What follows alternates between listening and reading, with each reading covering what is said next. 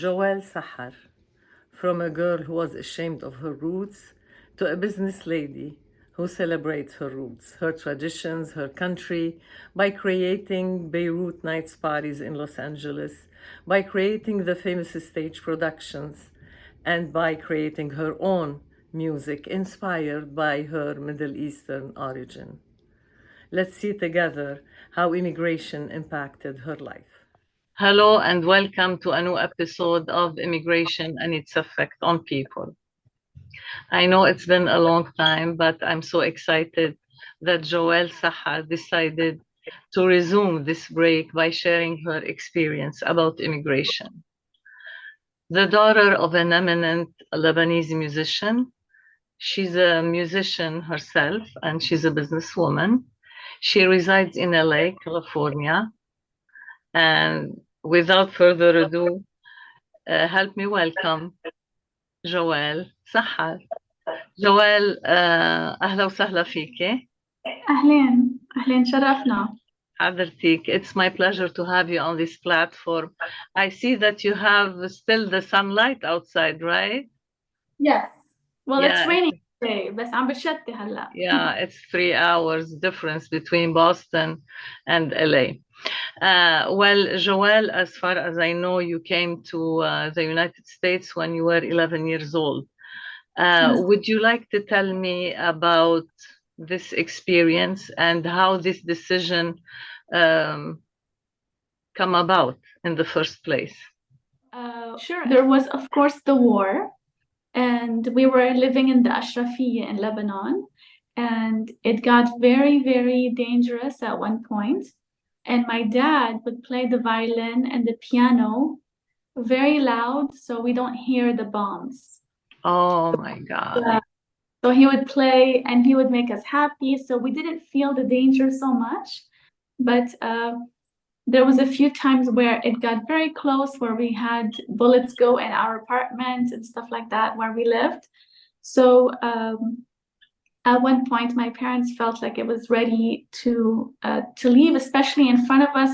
The building in front of us, there was a bomb in front of us. So it blew up. So we left. Wow.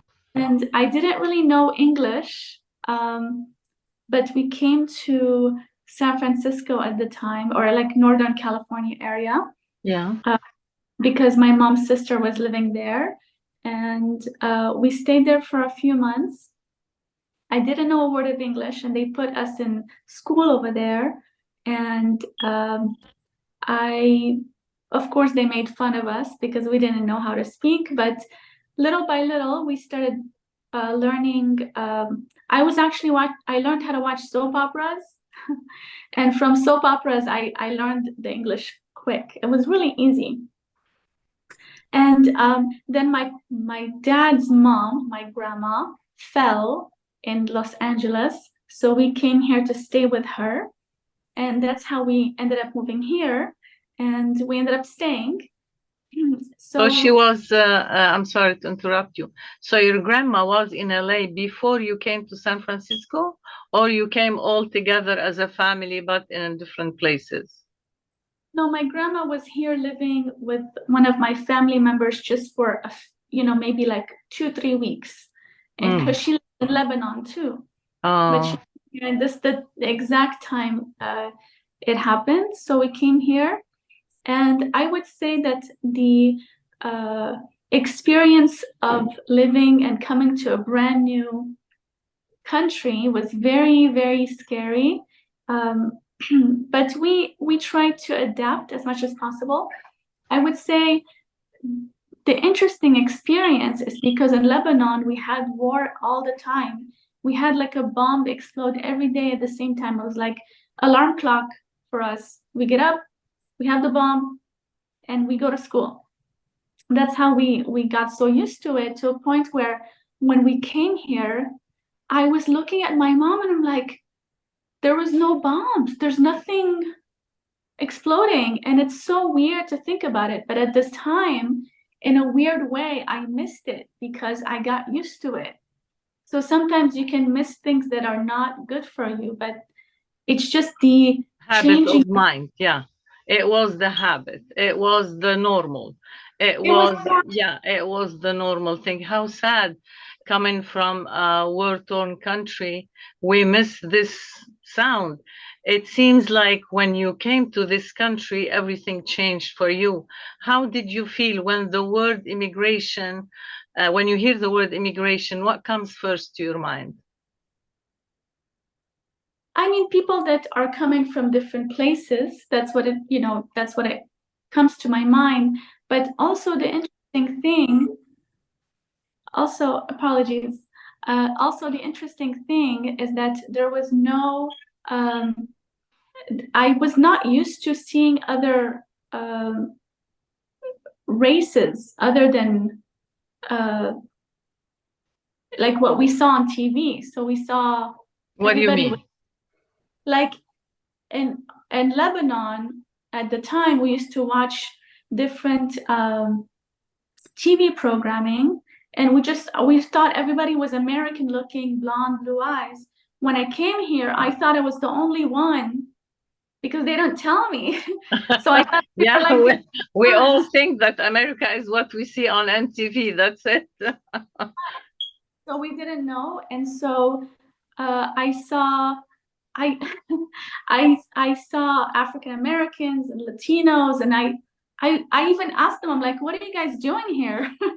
Because Where are the American? How did that make you feel? well, I was 11 years old. I didn't know. So I asked them, I'm like, what are you guys doing here? And they said, what do you mean what we're doing? I said, isn't there supposed to be just American people? I didn't know. Yeah. So little by little, I got adjusted to learn how things are. And I just started trying to make friends. And little by little, I ended up really enjoying the diversity of so many different nationalities. And that was the whole immigration process. So it sounds like it wasn't that dramatic. You left Lebanon and you knew that you were gonna immigrate. That was for good, or you came just for visit? We were supposed to come for a little bit, like 3 months, but So we you ended up, took it yeah. day by day. You tried to adjust. So I heard you saying that when we first came here, they started to make fun of us. Did that make you feel alienated? How did you feel back then? Like a foreign girl in a foreign country. What was your state of mind, your emotions? Can you tell us a little bit about that if you still remember? I remember it all. Yes, I spoke French very well at the time because in Lebanon, we speak French, and I it's just little kids at the time, of course, 11 years old. They're making fun of us, me and my brother, and we were going to second class. What is that called? English as a second language, ESL English class, as a second language, yes. right? So we were taking those classes, and I felt, you know, like I didn't have the opportunity to express what I want to say the right way. Like the way I was saying, what are you guys doing here? I didn't want to, Oh, yeah. I didn't know how to say it. I didn't know how to speak to them. And so it took some time, but Mm. yes, they definitely made fun of us. And it Did was that just, affect you? Did that affect you, or it gave you some strength to continue? How did you deal with that? um, at the beginning, it was hard at the time. But by the time I became 12 or 13 years old, I adjusted and I knew that um, this was just, it did make me stronger. And I understood that, I'm not the only one going through this. And I got to see other people come and they didn't speak English. So I'm like, oh, okay, I'm not the only one. Yeah. So, yeah. And how was the transition for your parents? Did you see them like struggling, or they were like ready for this move? They were struggling because we had a beautiful home in Lebanon and we were planning to just stay here for a little bit. But because my grandma fell, we ended up staying here. And little by little, it seemed like we had no choice but to take care of her and we couldn't go back. And every time we tried to go back, there was like more war news to not go back. So it took a while. Then after a while, it just seems like, I guess we're staying, you know? It just was like, we didn't plan on it. We were really just trying to stay here for like a few months. I see. And coming from a background of music, how did that continue in the United States? Was it like easy to continue in this field for your father, for yourself? Because I know that you're a musician. How was the effect of this move on you guys?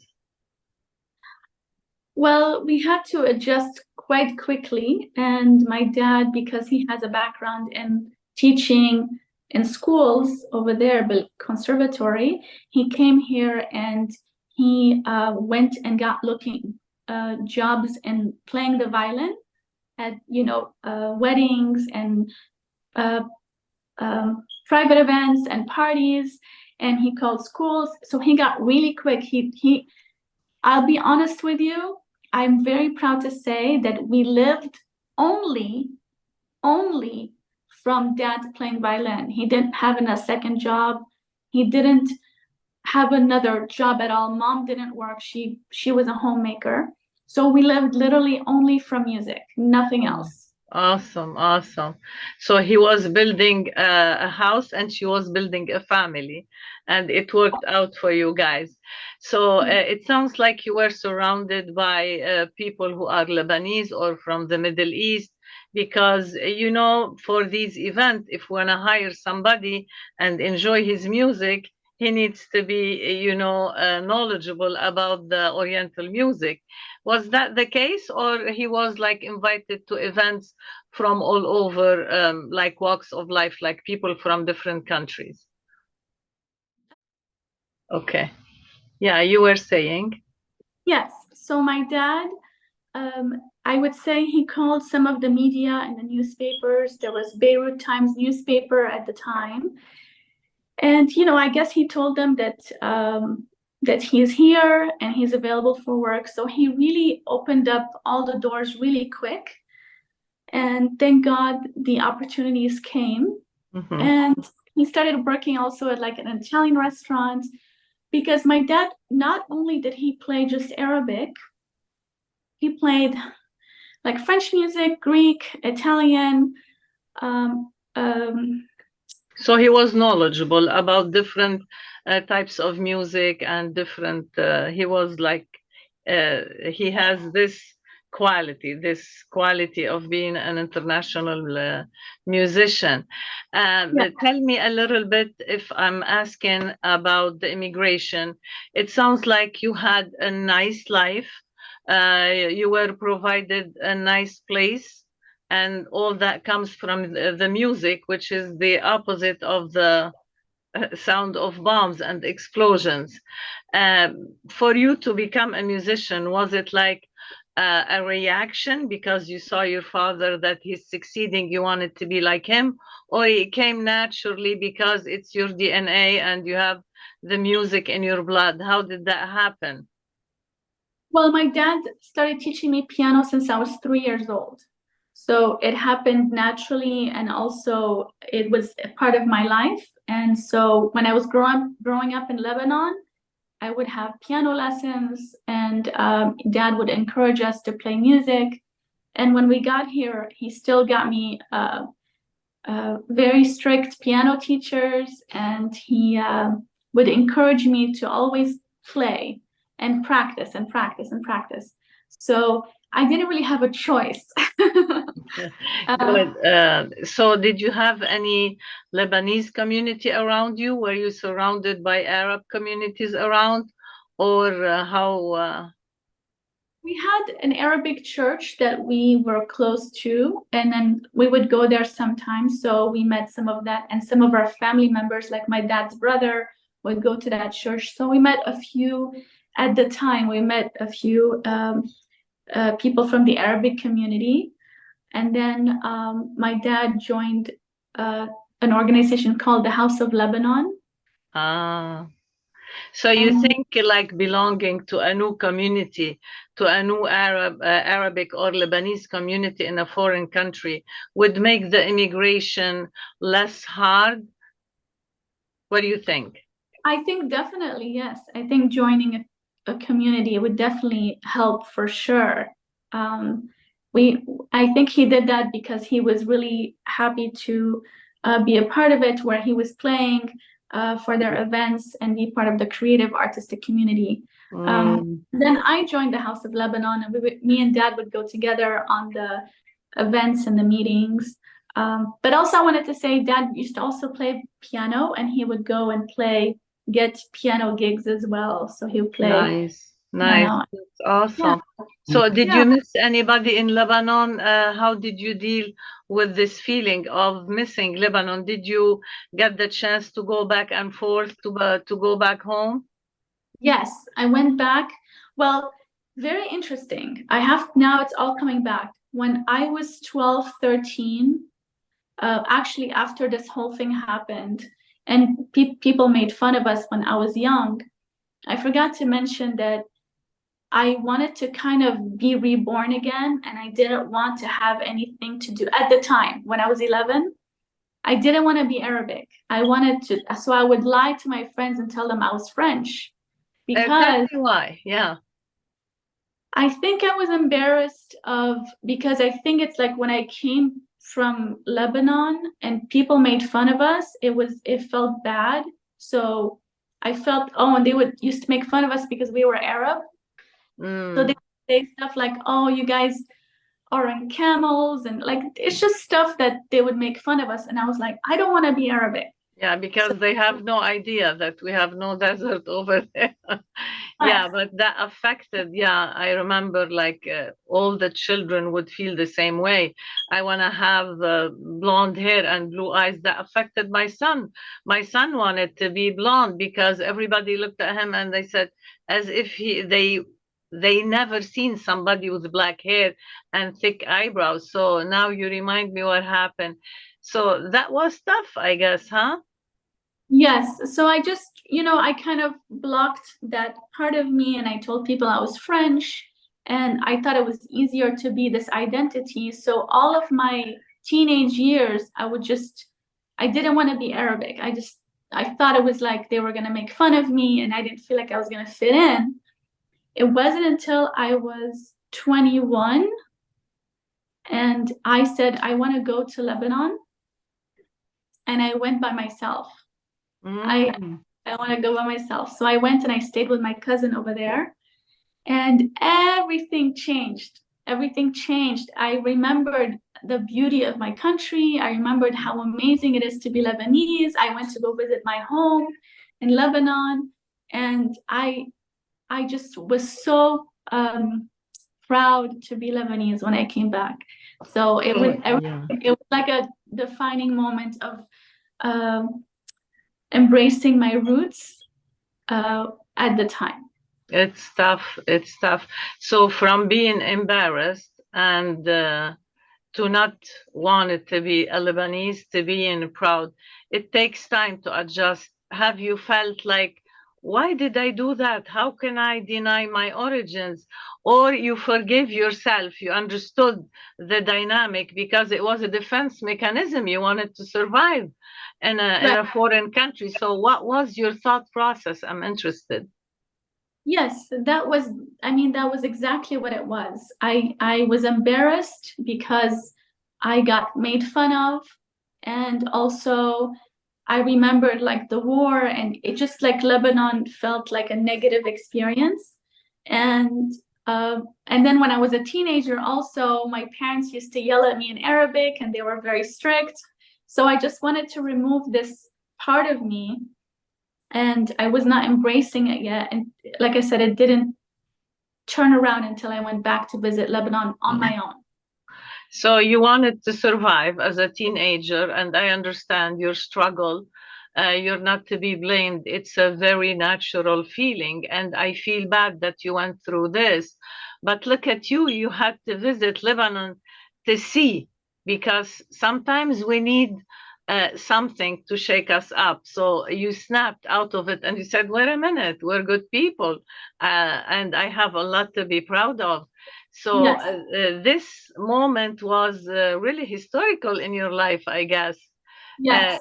Tell me about the feeling. So when you came back, how about your self-esteem? How did you switch your self-esteem from pretending being French to a new self-esteem of being a Lebanese in a foreign country? Yes.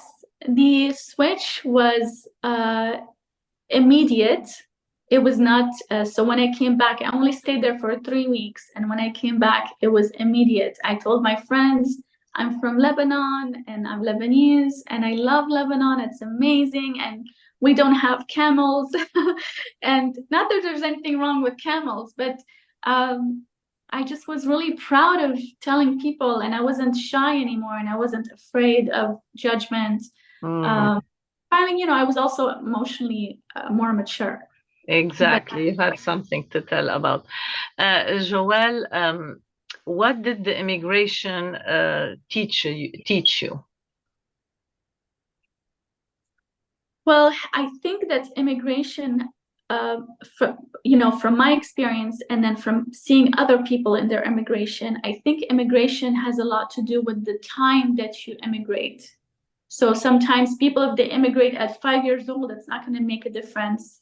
Versus if you're 15 or if you're 25, if you're 30, I think there's different experiences based on how emotionally mature we are, right? I So, understand. Yes. So, what has this experience taught you? It taught you to be what?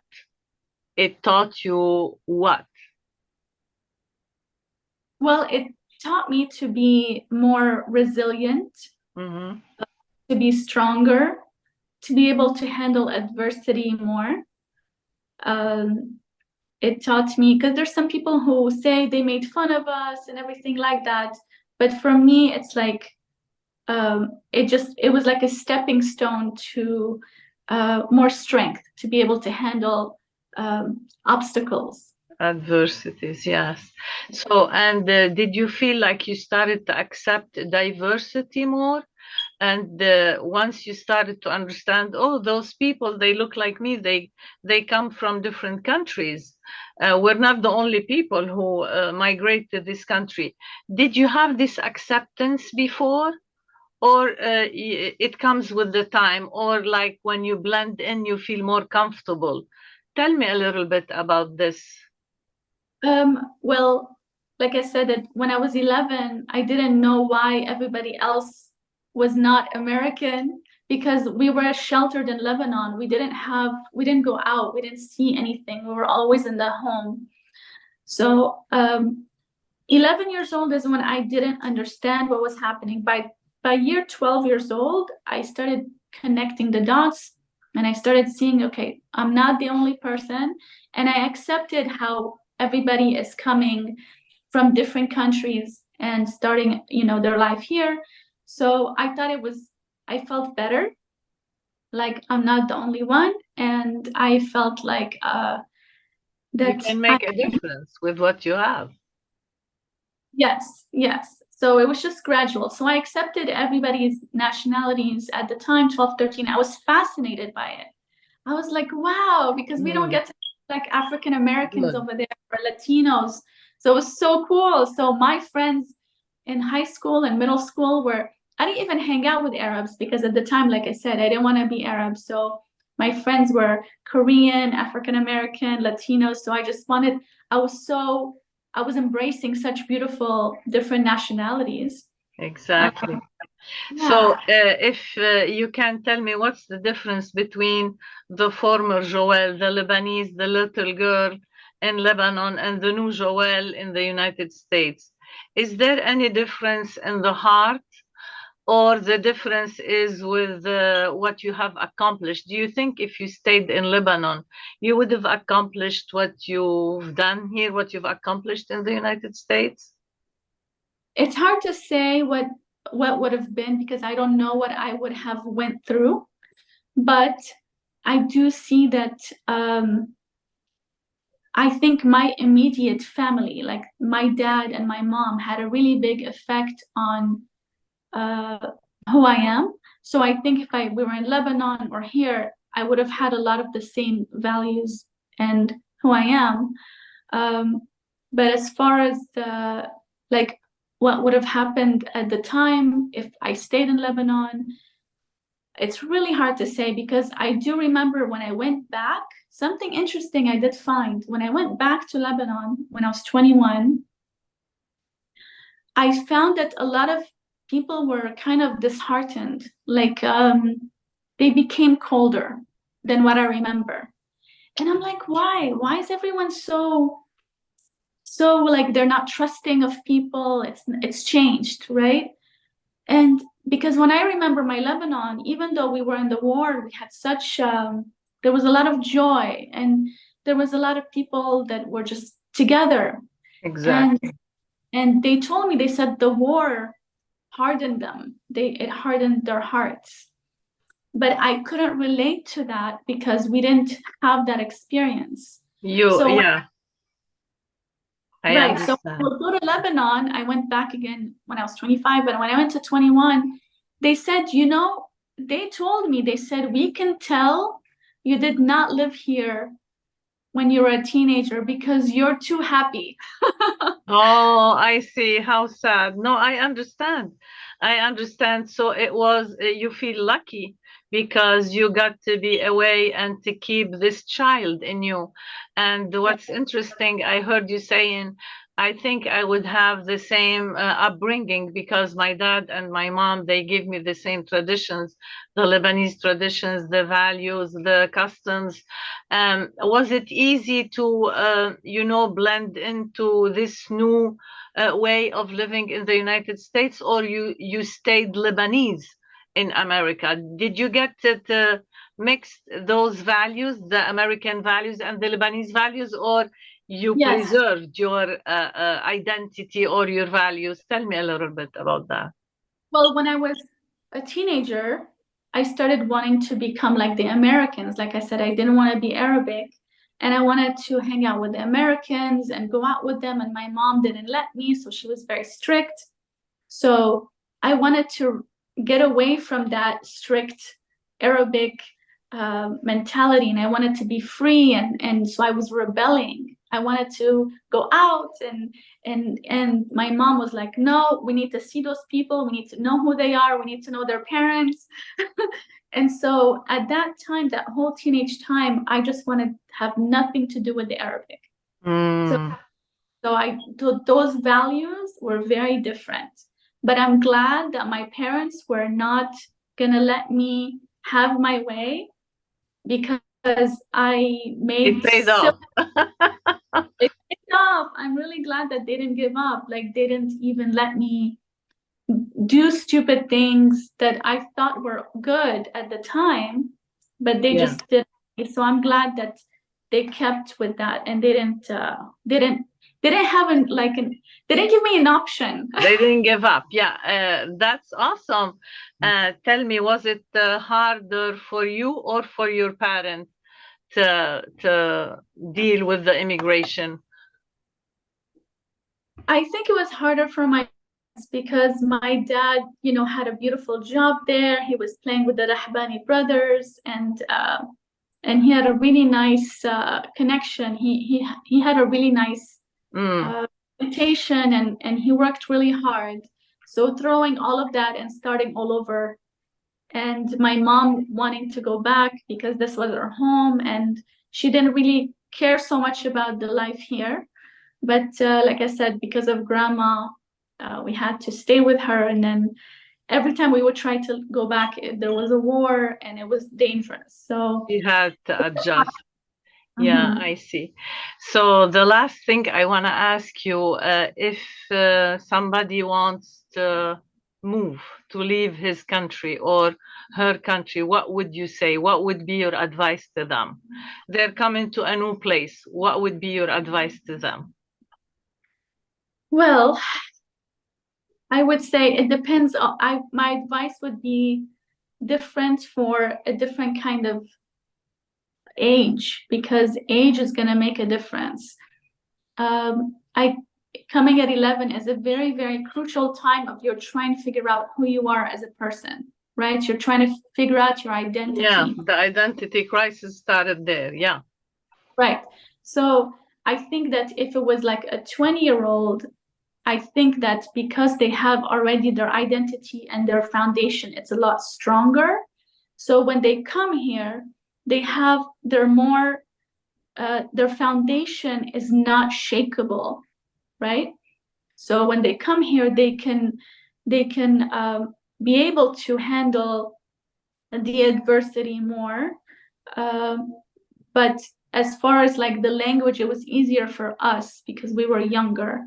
So the older people have to have a longer time and they have to work more about learning the language if they don't speak it. But of course, in Lebanon now we all speak English. But at the time we didn't really speak English. But it's hard for me to. Yeah. Is it? I'm sorry, continue. No, it's okay.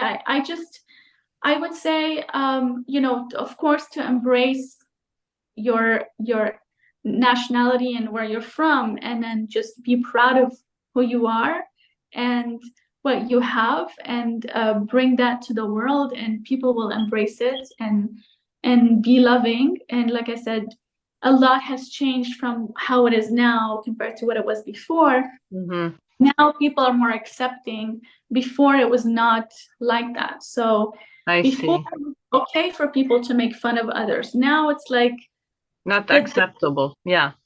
The school system has yeah. Not. Yeah.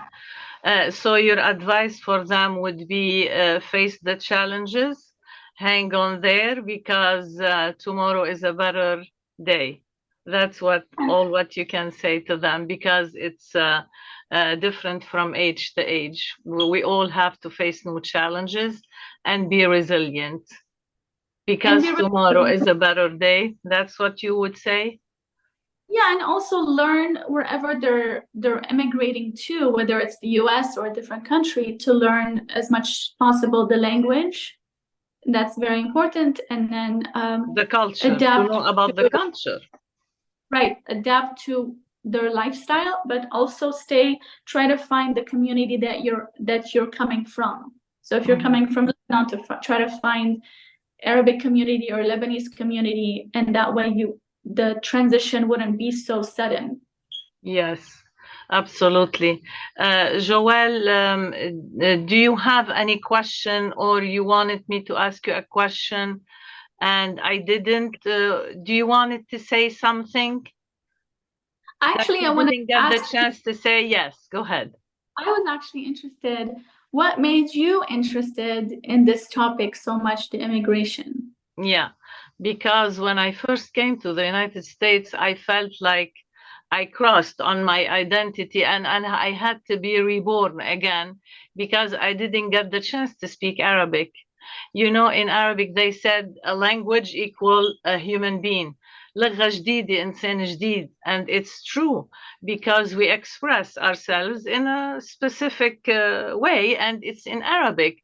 Let's say if you feel hurt, you say "ach." Here you have to say "ouch." From the "ach" to "ouch," you know. So I felt every single nuance, and it hurt me deeply to feel like, wow, I'm only Lebanese inside of my house, even though I belong to a community, to a Lebanese community around, as you were saying. But it wasn't enough, because wherever you go, you're an American. So I had to speak a new language. Of course, we learn English in Lebanon, but no Arabic whatsoever all day long, just when you come back home. That was my dilemma, believe it or not. And it hurt me deeply that I am not able to be myself, because as Lebanese, let's say if I say a joke, I would make you laugh in Arabic. In English, you would look at me and you would say, what are you saying? You know, it's different. It's not about translation, it's the way we express ourselves. I remember I was at the cashier when I first came, and the lady, she said the exact amount, And my heart was like, oh my God, she speaks French. She said exactement. And my son said, no, mommy, she said exact amount. She's not saying exactement, but she said it, very quickly. So, and every time I meet someone, they, we share like our feelings. It's so hard. What can I do? I don't feel like I belong. We have to keep our traditions. I feel like I'm two people at the same time. I feel like when we move from a country to another, we experience the mother schizophrenia. So that's how I had this idea to see how people face the challenges of a daily life in a foreign country and what makes them tick and how they persevere and how they succeed and how they wanted to reach the stars and be proud of themselves and let the Lebanese be proud of them. We wanted to be the mirror of Lebanon. Yes, wow, that's a beautiful way of expressing it. I'm glad that you shared that with me because I was interested to see your story.